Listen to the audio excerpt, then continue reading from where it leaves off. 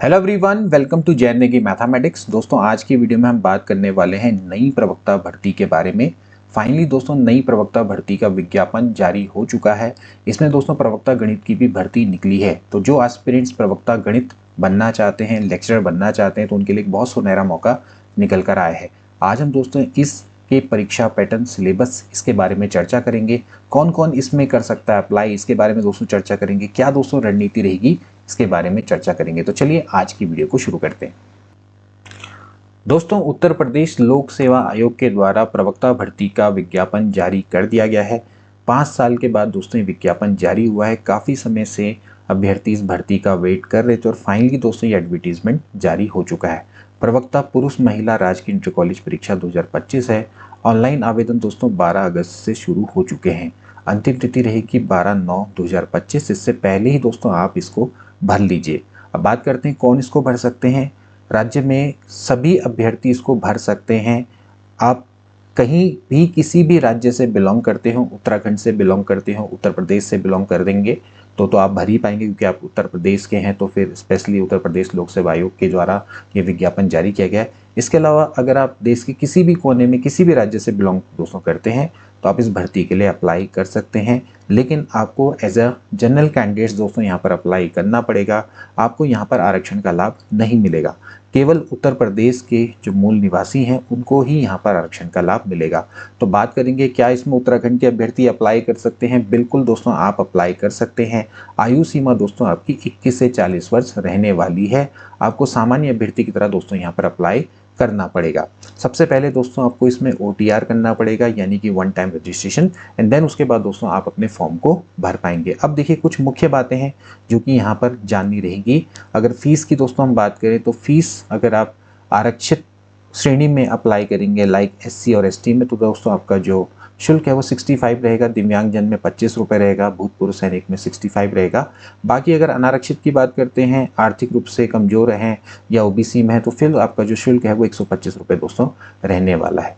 वर्तमान में दोस्तों अगर मैं रिक्तियों की संख्या की मैं बात करूं तो यहाँ पर दोस्तों जो रिक्तियां हैं दोस्तों वो कुल मिला के 1471 पदों के लिए दोस्तों ये विज्ञापन जारी किया गया। इसमें अभी गणित के पद कितने हैं उनको आपको बताएंगे। 770 आपकी जो रिक्तियां हैं वो पुरुष शाखा के लिए है। फिर महिला शाखा के लिए 694 दोस्तों यहाँ पर रिक्तियां हैं। इसके अलावा दोस्तों फिर एक प्रवक्ता स्पर्श दृष्टिबाधित राजकीय इंटर कॉलेज समेकित विशेष माध्यमिक विद्यालय में भी 45 दोस्तों पद निकले। इसके अलावा प्राध्यापक उत्तर प्रदेश जेल प्रशिक्षण विद्यालय में भी दोस्तों कुल मिला के 2 पद आपके निकले। हम यहाँ पर दोस्तों प्रवक्ता गणित की भर्ती की हम यहाँ पर चर्चा करने जा रहे हैं। तो यहाँ पर प्रवक्ता गणित की जो भर्ती है वो आपकी 1471 पदों पर जो निकली है, उन्हीं की दोस्तों हम यहाँ पर बात करेंगे। वो आपकी केवल और केवल पुरुष और महिला शाखा में दोस्तों निकली है। अब बात करेंगे ये आपकी पद की प्रकृति कैसी है। तो ये आपका ग्रुप C की परीक्षा है और एक तरह से अराजपत्रित आती है, लेकिन लेवल दोस्तों आपका 8 रहने वाला है, यानी कि 4800 ग्रेड पे की दोस्तों ये जॉब रहने वाली है, जो कि काफ़ी अच्छी है। अब आरक्षण का लाभ में बात करें तो आरक्षण दोस्तों आपका केवल जो उत्तर प्रदेश के SC ST होंगे उनको मिलेगा। इसके अलावा जो यहाँ के PH हैं या भूतपूर्व सैनिक हैं या महिला अभ्यर्थी हैं उनको दोस्तों यहाँ पर मिलने वाला है। ध्यान रखेंगे उत्तराखंड के अभ्यर्थी हैं तो आप ऐसे जनरल कैंडिडेट दोस्तों यहाँ पर अप्लाई करेंगे। अब बात करेंगे दोस्तों इसकी शैक्षिक अर्हता की, यानी कि एजुकेशनल क्वालिफिकेशन क्या होनी चाहिए। तो दोस्तों अगर आप प्रवक्ता बनना चाहते हैं, खासकर गणित की दोस्तों बात करें तो आपको किसी भी विश्वविद्यालय से पोस्ट ग्रेजुएट होना चाहिए गणित में, और साथ ही साथ दोस्तों आपको B.Ed की उपाधि चाहिए। इसके अलावा आपको कोई अन्य कोर्स की आवश्यकता नहीं है। यही दोस्तों आपकी योग्यता रहने वाली है, यानी कि संबंधित विषय में आपको पोस्ट ग्रेजुएट होना है, चाहे आप MA मैथमेटिक्स हो चाहे MSc मैथमेटिक्स हो, प्लस दोस्तों आपको यहाँ पर B.Ed चाहिए होगा। पहले B.Ed नहीं हुआ करता था, अधिमानी अर्हता हुआ करती थी, लेकिन अब अनिवार्य शैक्षिक अर्हता में ये शामिल हो चुकी है। ओके, इसी तरह से दोस्तों आपके जो अन्य सब्जेक्ट्स हैं उनकी भी अर्हताएं होने वाली है। इसके अलावा अधिमान उसको दिया जाएगा जिसने प्रादेशिक सेना में कम से कम 2 वर्ष की अवधि की सेवा की हो। साथ ही साथ अगर NCC का B प्रमाण पत्र है तो फिर आपको अधिमान मिल जाएगा। लेकिन फिलहाल अगर जो अनिवार्य अर्हता की बात करें तो पोस्ट ग्रेजुएट प्लस B.Ed होना चाहिए। इसके अलावा बात करें दोस्तों ये जो परीक्षा है वो 2 चरणों में संपन्न होने वाली है। दो चरण यहाँ पर रहेंगे। एक रहेगी आपकी प्रारंभिक परीक्षा, मैं यहाँ पर आपको ऑलरेडी बता दूं, और दूसरी रहेगी मुख्य परीक्षा। ओके, जब प्रारंभिक परीक्षा पास करेंगे उसके बाद मुख्य परीक्षा में पहुंचेंगे, तो मुख्य परीक्षा में भी दोस्तों आपको फीस पड़ने वाली है। बाकी बात करें आयु सीमा की, तो आयु सीमा आपकी दोस्तों 21 वर्ष न्यूनतम रहेगी, अधिकतम 40 वर्ष रहने वाली है अगर आप जनरल कैटेगरी के हैं। अगर आप किसी रिजर्व कैटेगरी के अंतर्गत आते हैं तो फिर आपको अधिकतम आयु सीमा में दोस्तों छूट मिल जाएगी। जैसे कि दिव्यांगजन है तो उनको 55 वर्ष तक वे लोग अप्लाई कर सकते हैं। तो अगर आप बात करें जनरल कैटेगरी के स्टूडेंट की, तो आपका जन्म 1 जुलाई 2025 के बाद नहीं होना चाहिए, मतलब सॉरी, आपका जो जन्म है वो 2 जुलाई 1985 से पूर्व नहीं होना चाहिए और 1 जुलाई 2004 के बाद का नहीं होना चाहिए। और ये जो कट ऑफ है वो है 1 जुलाई 2025, तो 2 जुलाई 1985 एंड 1 जुलाई 2004। तो 1 जुलाई 2004 के बाद का जन्म नहीं होना चाहिए और 2 जुलाई 1985 से पूर्व का जन्म नहीं होना चाहिए। अधिकतम आयु में सीमा में जो छूट मिलेगी और केवल जो जनरल कैटेगरी के कैंडिडेट्स हैं उनके अलावा जो अन्य कैटेगरी के कैंडिडेट्स होंगे उनको ही मिल पाएगी, वो भी अगर वो उत्तर प्रदेश से बिलोंग करते हो तो। अदरवाइज आप लोग केवल और केवल जनरल कैटेगरी में ही दोस्तों अप्लाई कर पाएंगे। इसके बाद दोस्तों यहाँ पर कुछ मुख्य बातें जो कि आपको ध्यान रखने वाली होंगी। सबसे इम्पॉर्टेंट दोस्तों बात है कि आप जब इस एग्ज़ाम के लिए अप्लाई करेंगे तो ये जो एग्ज़ाम है दोस्तों इसमें आपको नेगेटिव मार्किंग का भी सामना करना पड़ेगा। खासकर दोस्तों हम बात करेंगे प्रारंभिक परीक्षा की, जो कि वस्तुनिष्ठ प्रकार की होने वाली है। तो इसमें आपको प्रत्येक गलत उत्तर के लिए 1/3 मार्क्स आपका काट दिया जाएगा। अगर मान लेते हैं क्वेश्चन 2 मार्क्स का है तो फिर आपका 2/3 मार्क्स आपका गलत उत्तर देने पे कट जाएगा। तो ये चीज़ आपको ध्यान में रखना है। अगर आप प्रश्न को हल नहीं करते तो फिर उसमें आपके कोई भी मार्क्स कटेगा नहीं, आपको 0 मार्क्स उसमें दिया जाएगा। इसके अलावा दोस्तों एक चीज़ ध्यान रखनी है कि यहाँ पर मिनिमम एफिशिएंसी स्टैंडर्ड भी रखा गया है, यानी कि आपको न्यूनतम दक्षता मानक भी पूरा करना पड़ेगा, यानी कि यहाँ पर डिस्क्वालीफाई होने का भी चांस रहेगा। अगर आप SC और ST से बिलोंग करते हैं तो फिर 35% अंक लाना दोस्तों अनिवार्य है, और फिर उसके बाद ऊपर जब लाओगे तभी जाके आपको अगली मेरिट में कंसिडर किया जाएगा। वहीं अगर आप जनरल कैंडिडेट्स हो तो फिर आपको 40% अंक लाना अनिवार्य है, चाहे प्रारंभिक परीक्षा की बात करें चाहे मुख्य परीक्षा की बात करें। तो कहने का मतलब ये है कि अगर प्रारंभिक परीक्षा आपकी 300 मार्क्स की रहने वाली है तो फिर आपको 40% अंक दोस्तों लाना अनिवार्य है, यानी कि 120 मार्क्स आपको लाने ही लाने पड़ेंगे। अगर आप 120 से कम लाएंगे तो फिर आप डिस्क्वालीफाई हो जाओगे। 120 मार्क्स लाने का अर्थ ये नहीं है कि आपका सिलेक्शन हो जाएगा। 120 मार्क्स लाने का अर्थ ये है कि आपको फिर मेरिट में कंसीडर किया जाएगा।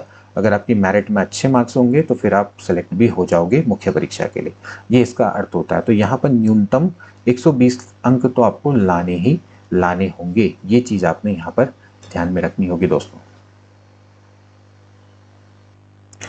अब बात करेंगे दोस्तों इसके परीक्षा पैटर्न की। तो देखिए हम बात करेंगे प्रवक्ता पुरुष महिला राजकीय इंटर कॉलेज प्रारंभिक परीक्षा का जो परीक्षा योजना और पाठ्यक्रम क्या रहने वाला है, पहले उसके बारे में चर्चा कर लेते हैं। सबसे पहले दोस्तों ध्यान रखेंगे कि ये परीक्षा आपकी 2 चरणों में होगी। एक होगी प्रीलिम्स यानी कि प्रारंभिक परीक्षा जो कि वस्तुनिष्ठ प्रकार की होगी, एंड देन इसके बाद होगी मुख्य परीक्षा जो कि आपकी परंपरागत प्रकार की होगी, यानी कि यहाँ पर आपसे निबंध पूछे जाएंगे। इसके अलावा यहाँ पर से आपसे short answer type, long answer type questions आपसे पूछे जाएंगे। तो पहले आपको प्रीलिम्स पार करना है, देन उसके बाद आप मुख्य परीक्षा में अपीयर हो पाएंगे। तो पहले हम प्रीलिम्स का सिलेबस देख लेते हैं।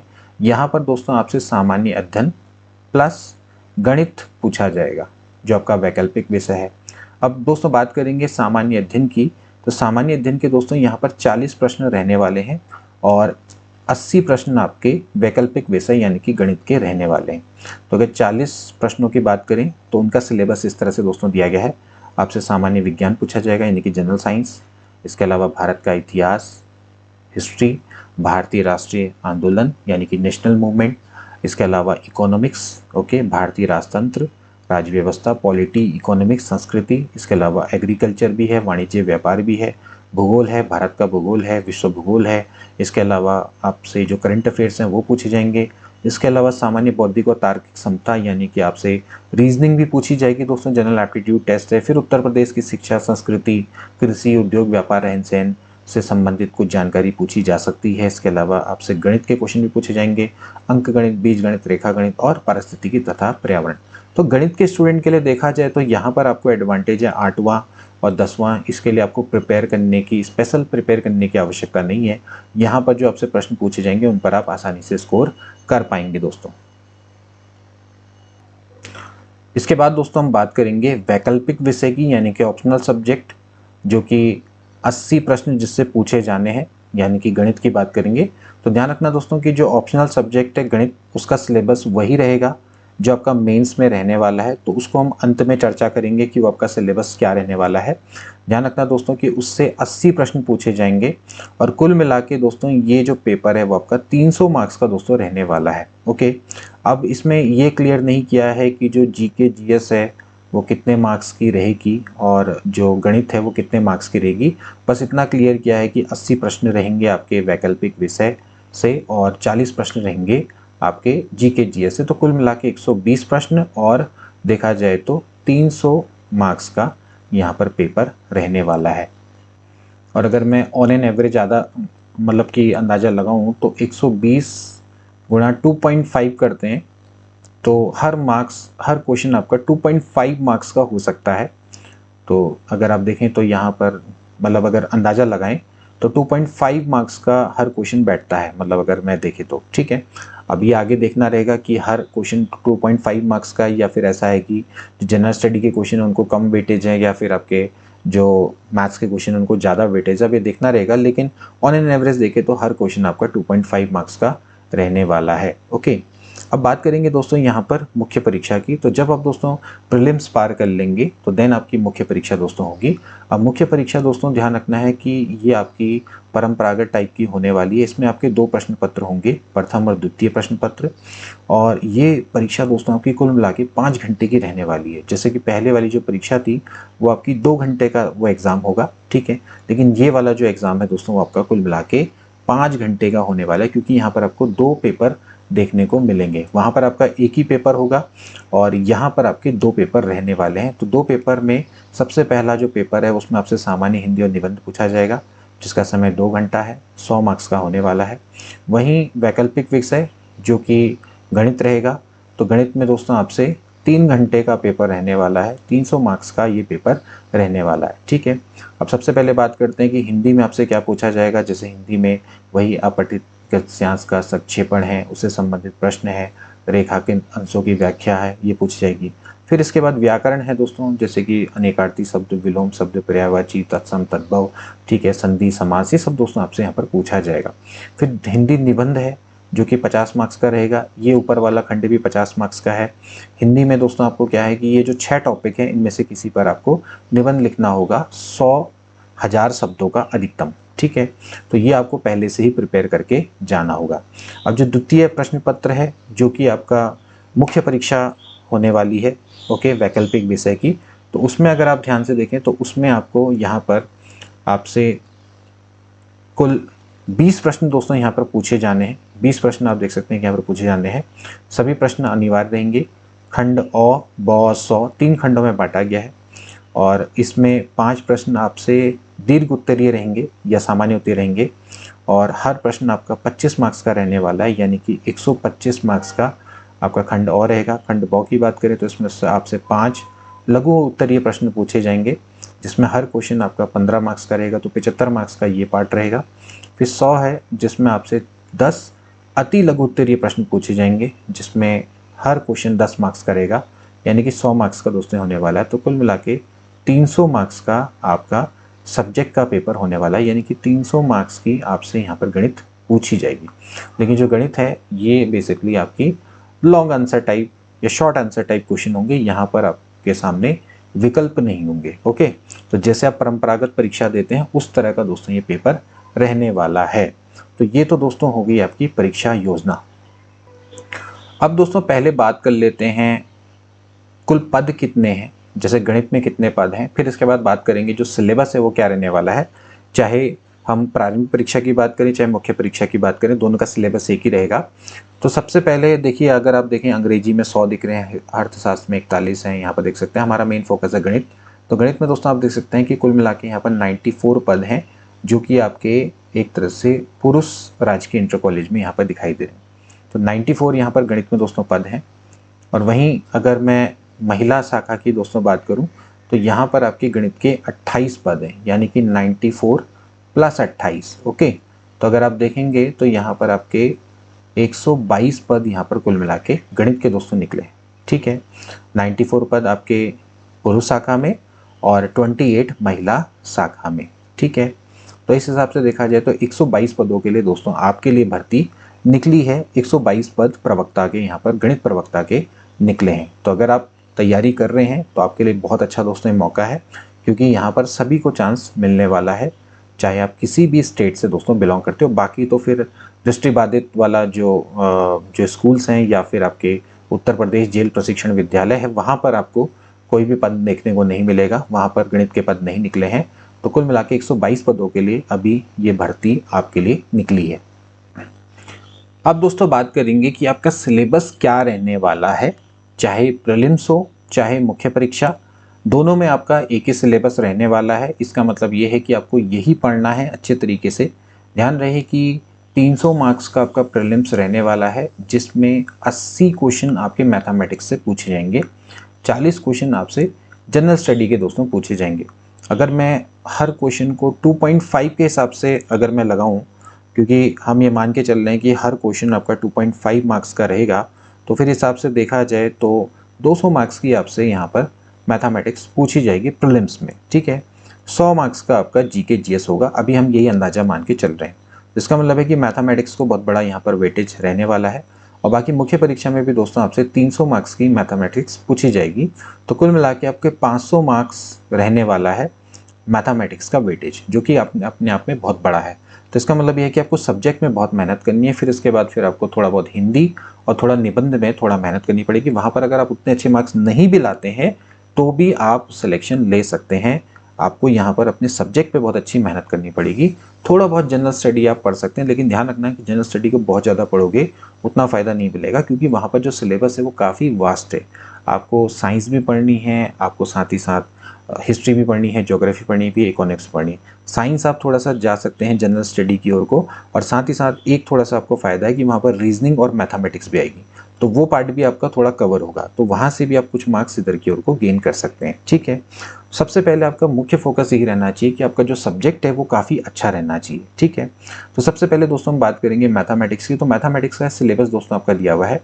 इसमें आपसे पहले रिलेशन एंड फंक्शन दोस्तों पूछा जा रहा है। तो इसमें types of relation, reflexive, symmetric, transitive, equivalence relation, equivalence class, one and onto function, composite function, inverse of function, binary operation.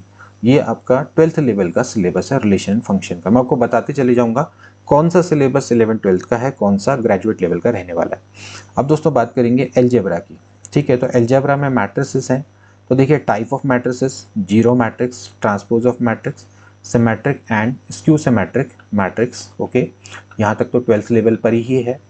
इसके बाद addition, multiplication and scalar multiplication of matrix, singular and non singular matrix and invertible matrix. ये सभी आपका 12th level है। ये पूरा आपका क्या है, 12th लेवल तक का है। ओके, तो अगर आप 11th-12th में एनसीईआरटी से अच्छे से पढ़ें, आरडी शर्मा अच्छे से पढ़ें, तो बहुत अच्छे से कवर हो जाएगा। ठीक है, बात करेंगे डिटर्मिनेंट्स की। तो डिटर्मिनेंट भी देखिए, determinant of square matrix up to 3x3, properties of determinant, adjoint and inverse of square matrix, consistency and number of solution of system of linear equation by example, solving system of linear equation in 2 or 3 variable having unique solution। ये भी दोस्तों आपका पूरा का पूरा 12th level का syllabus है। Okay, मतलब कि देखा जाए तो जो आपका सेकेंडरी लेवल है वहीं तक आपका कवर हो जाएगा, आपको ग्रेजुएट में पढ़ने की आवश्यकता नहीं है। फिर अगला देखेंगे theory of equation of degree greater than equals to 2। ठीक हो गया। इसके बाद arithmetical, geometrical and harmonical progression, permutation and combination, binomial theorem, sum of exponential and logarithmic series. बिल्कुल आपका 11th-12th का syllabus. Okay, sum of exponential logarithmic series आपको दोस्तों अगर आप आरडी शर्मा पढ़ते हैं वहां पर आपको आसानी से मिल जाएगा। ओके, इसके बाद देखेंगे probability, multiplication theorem on probability, conditional probability, independent events, total probability and Bayes theorem, distribution. Again दोस्तों आपका 11th-12th का सिलेबस, इसमें कुछ भी नया नहीं है। यानी कि आपका ये पार्ट तो आपका टोटल देखा जाए तो अभी तक 12th लेवल पे ही कवर हो रहा है, कोई भी टॉपिक ग्रेजुएट लेवल पे नहीं गया है। ठीक है, बात करेंगे कैलकुलस की। तो यहाँ पर आपका लिमिट ऑफ फंक्शन, तो लिमिट ऑफ फंक्शन में continuity and differentiability, derivative of composite function, differentiation of different type of function, chain rule, Rolle's theorem, Lagrange mean value theorem, Maclaurin and Taylor series. अब ये आप थोड़ा सा graduate level पे पढ़ते हो, बाकी देखा जाए तो इसको भी बहुत आसानी से कर सकते हो अगर आपका 12th लेवल क्लियर है तो। एल हॉस्पिटल रूल, ये भी आप इंटर पे भी पढ़ते हो, ग्रेजुएट पे भी पढ़ते हो। Partial differentiation, successive differentiation, Leibniz theorem, equation of tangent and normal to the given curve, maximum minima, increasing and decreasing function. Almost आपका 12th का ही सिलेबस है। कुछ एक दो टॉपिक है जैसे कि partial differentiation, successive differentiation, Leibniz theorem, थोड़ा बहुत दोस्तों आपका ग्रेजुएट, मतलब उतना नहीं है, 12th ही है ऑलमोस्ट, ठीक है। इंटीग्रेशन की बात करेंगे, various method of integration, definite integration as a limit of sum, okay, तो ये थोड़ा सा ग्रेजुएट पे आ जाता है, हालांकि 12th में पढ़ते हैं बच्चे आजकल के। Basic properties of definite integral, evolution of definite integral, ठीक है। Application of finding the area and the simple curve of sphere, cone and cylinder, तो ये दोस्तों थोड़ा सा आपका ग्रेजुएट लेवल पे चला जाता है, हालांकि मोस्टली इसमें 12th लेवल ही आपको दिखाई दे रहा है। फिर आता है differential equation, order and degree of differential equation, इसके बाद फॉर्मेशन ऑफ डिफरेंशियल इक्वेशन, कुछ general solution given, solution of differential equation of first order and first degree, linear differential equation with constant coefficient, homogeneous differential equation, तो ये भी आपका दोस्तों पूरा का पूरा देखा जाए तो 12th लेवल पे ही आप पढ़ते हैं। इसके बाद जो अगला जो नेक्स्ट डिफरेंशियल इक्वेशन आती है वो ग्रेजुएट लेवल पे स्टार्ट होती है। इसके बाद दोस्तों बात करेंगे कोऑर्डिनेट ज्योमेट्री ऑफ 2 डायमेंशन की, तो equation of pair of straight line in homogeneous non homogeneous, इसके अलावा continuation of non homogeneous equation of second degree, represent circle, parabola, ellipse, hyperbola, इसके अलावा equation of tangent and normal to above conics, common tangent to 2 conics, pair of tangent, chord of contact, है ना। इसके अलावा polar line of these above conics, बस ये वाला topic देखा जाए तो थोड़ा ग्रेजुएट लेवल है, बाकी पूरा का पूरा 12th लेवल है अगर आप अच्छे से आर डी शर्मा को पढ़ते हैं तो, ठीक है। इसके बाद देखेंगे वेक्टर्स एंड 3 डायमेंशन ज्योमेट्री, तो इसमें सबसे पहले आता है वेक्टर्स, तो vectors and scalar, unit vectors, direction, cosines, ये सब दोस्तों आप बेसिकली 12th में ही पढ़ते हैं। प्रोजेक्शन ऑफ वेक्टर, ठीक है, एंगल बिटवीन 2 वेक्टर, कोई दिक्कत नहीं है इसमें, ठीक है। थोड़ा सा वर्क डन एंड मोमेंट्स, क्योंकि ये थोड़ा सा क्या हो जाता है दोस्तों, एप्लीकेशन हो जाती है, ठीक। तो जैसे कि डॉट प्रोडक्ट की, क्रॉस प्रोडक्ट की एप्लीकेशन, तो उसमें आप जैसे वर्क डन निकालना, मोमेंट निकालना, एंगुलर वेलोसिटी निकालना, ये सब दोस्तों आप कर लेंगे, ठीक है। इसके बाद 3 डायमेंशन ज्योमेट्री आती है, तो उसमें direction, cosines, direction ratios, okay. इसके अलावा Cartesian and vector equation of line, सब आप 11th 12th में पढ़ते हैं। कोप्लेनर एंड स्क्यू लाइन होती है, shortest distance between the 2 lines है। Cartesian and vector equation of plane, कोई दिक्कत नहीं, angle between 2 lines, 2 plane, a line and plane, ये सभी आपका 12th लेवल है, ठीक है। इसके अलावा distance of a point from a plane, फिर 12th का topic, intersection of 2 line, intersection of line and plane and intersection of 2 plane, again दोस्तों आप देखा जाए तो ये सब आपका 12th लेवल में दोस्तों आप पढ़ते हैं। Equation of plane passing to the intersection of 2 plane, तो अगेन 3 डायमेंशन का पूरा टॉपिक, पूरा का पूरा 12th लेवल का। इसके बाद equation of sphere and cone and cylinder, now this come to graduate topic, तो ये आपका जो टॉपिक है दोस्तों पूरा का पूरा ग्रेजुएट लेवल पे पढ़ा जाता है, ठीक है। तो मैं आपको बताऊंगा कि कहाँ पर आपको ग्रेजुएट देखना है, कहाँ पर आपको इंटर देखना है। फिर इसके बाद बात करेंगे दोस्तों जैसे कि ग्रुप थ्योरी है, तो ग्रुप थ्योरी तो दोस्तों हम सिंपली ग्रेजुएट लेवल पे ही पढ़ते हैं, तो यहाँ पर दोस्तों आपका पूरा का पूरा ग्रेजुएट लेवल का रहने वाला है। खासकर जैसे कि group of nth roots of unity, group of residue class modulo n, modulo p, where p is prime, subgroups है ना, होमोमॉर्फिज्म, आइसोमॉर्फिज्म प्रॉपर्टी जो सब होती हैं, सब group generated by the subset, order of element of group, cyclic group, symmetric group, ये सभी दोस्तों हम पढ़ते हैं। फर्मेट थ्योरम, ठीक है, तो ये सब दोस्तों आपको पढ़ना पड़ेगा। इसके अलावा रिंग फील्ड तक ये दोस्तों जा रहा है विथ स्पेसिफाइड एग्जाम्पल। देखिए जो सिलेबस है वो काफ़ी मेंटेन्ड इन्होंने किया, ऐसा नहीं कि सब डाल दिया है, बस आपको बताया कि कितना आपको पढ़ना है। तो यहाँ पर भी ग्रुप्स, रिंग्स तक ये जा रहा है और लिमिटेड सिलेबस है, तो ये भी आपका ये पूरा का पूरा टॉपिक आपका ग्रेजुएट का रहने वाला है। फिर लीनियर अलजेब्रा की दोस्तों बात करते हैं, तो लीनियर अलजेब्रा भी दोस्तों आपका ग्रेजुएट लेवल का टॉपिक है। इसमें vector space, subspace, linear dependence, independence का दोस्तों कॉन्सेप्ट आता है, कोशेंट स्पेस है, sum and direct sum of space है, फिर लीनियर ट्रांसफॉर्मेशन आता है, ओके, फिर कर्नल है, इमेज ऑफ लीनियर ट्रांसफॉर्मेशन है, रैंक एंड नलिटी है, रैंक नलिटी थ्योरम है, कंपोजिट ऑफ लीनियर ट्रांसफॉर्मेशन है। तो ये सभी दोस्तों आपका क्या है, मैट्रिक्स ऑफ लीनियर ट्रांसफॉर्मेशन तक, ये सभी ग्रेजुएट लेवल है। फिर वेक्टर डिफरेंशिएशन है, अगेन दोस्तों ये भी आपका ग्रेजुएट लेवल है, ग्रेडियंट, डाइवर्जेंस थ्योरम है, डायरेक्शनल डेरिवेटिव, ये सभी आता है। फिर वेक्टर इंटीग्रेशन है, तो जैसे कि line integral, surface integral, volume integral, Green's theorem, Gauss theorem, Stokes theorem, ये सभी दोस्तों आपके बेसिकली वेक्टर इंटीग्रेशन में आते हैं और ये भी दोस्तों आपका क्या है, पूरा का पूरा ग्रेजुएट लेवल का है, तो वेक्टर एनालिसिस के अंदर आता है। फिर रीमान इंटीग्रेशन है, ये भी दोस्तों आपका ग्रेजुएट लेवल पे है, जैसे कि integration of discontinuous function, lower and upper integration, ठीक है, bounded function, integration of step function and साइनम function, ये सभी दोस्तों आपका रीमन में आता है, ये ग्रेजुएट लेवल पे है। फिर स्टैटिक्स एंड डायनेमिक्स है। स्टैटिक्स एंड डायनेमिक्स की दोस्तों बात करें तो यहाँ पर आपका 12th और ग्रेजुएट का मिक्स दिखेगा, जैसे कि equilibrium of body under the action of 3 forces है, कोप्लेनर फोर्सेज है, तो ये सभी दोस्तों आपको कहाँ पर दिखेगा, 12th लेवल पे दोस्तों देखने को मिलेगा। फिर थोड़ा सा equilibrium of body under the action of system of coplanar forces, centre of gravity, common catenary friction, ये आपको 12th लेवल पे दोस्तों मतलब कि ग्रेजुएट लेवल पे देखने को मिलेगा। फिर डायनेमिक्स की बात करेंगे तो motion of vertical, motion of projectile in vertical plane under gravity, work power energy, इसके अलावा direct impact of smooth bodies, तो ये सभी आपका 12th लेवल पे भी है, कुछ ग्रेजुएट लेवल पे ही है, तो ये आपको अच्छे से पढ़ना पड़ेगा। जनरली क्या है कि ये स्टैटिक्स एंड डायनेमिक्स अभी तो हम 12th लेवल पे नहीं पढ़ते, लेकिन आप याद करोगे जब आप थोड़ा 11th 12th आप उस टाइम की बात करें, जब 2002-2000 के टाइम पर अगर आपने इंटर किया हुआ है, तो उस टाइम पे ये सभी चीज़ें, सभी टॉपिक्स आपके 12th लेवल पे हुआ करते थे। आज के टाइम पे तो यही होता है, आज के टाइम पे तो एनसीईआरटी में इसमें कुछ भी नहीं मिलेगा, सारा सिलेबस कटअप हो गया। तो जब मैथ्स की 7-8 बुक्स हुआ करती थी, उस समय पे जो स्टैटिक डायनेमिक्स का सिलेबस था, ये सब अवेलेबल था 11th 12th में। तो अभी के लिए मान के चलो ग्रेजुएट लेवल, ठीक है। फिर टिग्नोमेट्री की बात करेंगे तो trigonometrical equation, properties of triangle, inverse, circular function, height and distance, complex number, de Moivre theorem, its application, nth roots of unity, all are 12th level syllabus, इसमें कुछ भी आपका ग्रेजुएट लेवल का नहीं है। फिर इसके बाद आप देखेंगे लीनियर प्रोग्रामिंग, ओके, ये हम 11th 12th में पढ़ते हैं।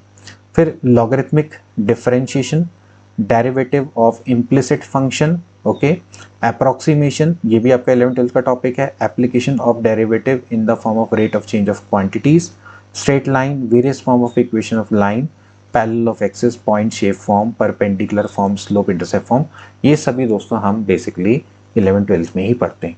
तो यहाँ पर अगर आप देखें तो सिलेबस में आपको ग्रेजुएट के टॉपिक कम देखने को मिलेंगे, 11th 12th के टॉपिक्स यहाँ पर आपको ज़्यादा देखने को मिल रहे हैं कंपेयर टू, अगर हम देखें तो LT ग्रेड मैथमेटिक्स की मैं बात करता हूँ, तो LT ग्रेड में ग्रेजुएट लेवल टॉपिक ज़्यादा है, 11th 12th बेस यहाँ पर टॉपिक ज़्यादा है। हालांकि यहाँ पर स्टैंडर्ड इससे तय नहीं होता है कि क्वेश्चन पेपर अगर 11th 12th का आएगा तो आसान रहेगा और ग्रेजुएट लेवल का आएगा तो टफ रहेगा। ध्यान रखने वाली बात है दोस्तों कि जो क्वेश्चंस का लेवल है वो थोड़ा यहाँ पर अच्छा रहेगा। आपसे भले ही 12th लेवल के क्वेश्चन पूछे जाएंगे, लेकिन उनका जो स्टैंडर्ड है वो काफ़ी हाई रहने वाला है, और उसी हिसाब से दोस्तों आपको क्या करनी पड़ेगी, तैयारी करनी पड़ेगी। यहाँ पर दोस्तों आप देख सकते हैं कि मोस्ट ऑफ द सिलेबस आपका 11th 12th का है, तो आपको NCERT को बहुत अच्छे से दोस्तों पढ़ना पड़ेगा, 11th और 12th दोनों की दोनों। साथ ही साथ दोस्तों आप अन्य बुक्स का सहारा ले सकते हैं, जैसे कि RS अग्रवाल बहुत अच्छा है क्वेश्चन प्रैक्टिस के लिए, सिंपल क्वेश्चन करने हैं। अगर अच्छे लेवल के करने हैं तो फिर RD शर्मा की बुक खरीद दीजिए, वहाँ पर से आपका काफ़ी हद तक दोस्तों आपकी प्रिपरेशन हो जाएगी। बाकी दोस्तों अगर मैं ग्रेजुएट लेवल की बात करूँ तो ग्रेजुएट लेवल पे तो दोस्तों आपको फिर सभी की एक पर्टिकुलर बुक लेनी पड़ेगी, जैसे कि लीनियर अलजेब्रा की अलग से बुक आती है, इसके अलावा वेक्टर एनालिसिस की दोस्तों अलग से बुक आ जाएगी, ठीक है।